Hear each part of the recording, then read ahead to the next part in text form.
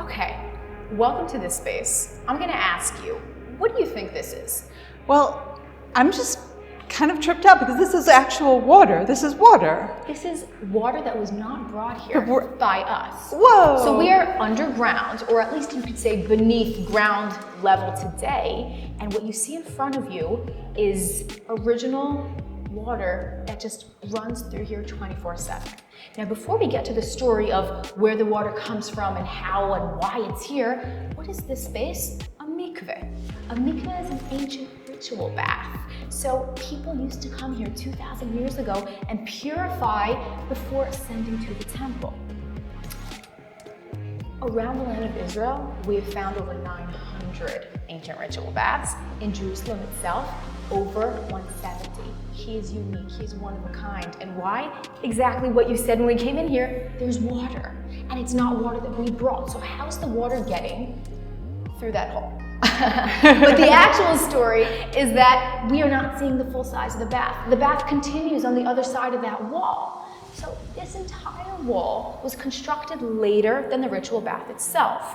And when they came and excavated this space, this ritual bath was actually dry, just like all the others.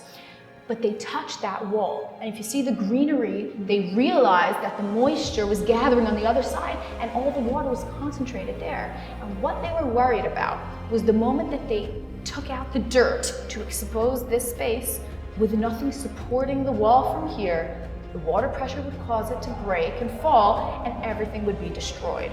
So what they did is they created these 3 water channels, drilled through to the other side, and the water runs through that one 24/7, 365.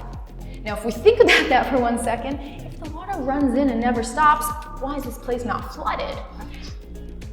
Because there's a channel from which the water drains. So all the water drains out through that water channel.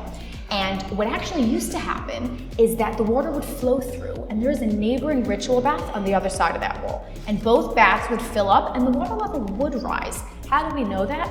There's 2 different reasons. Number 1, the steps. You've got a wide step, 2 narrow, another wide.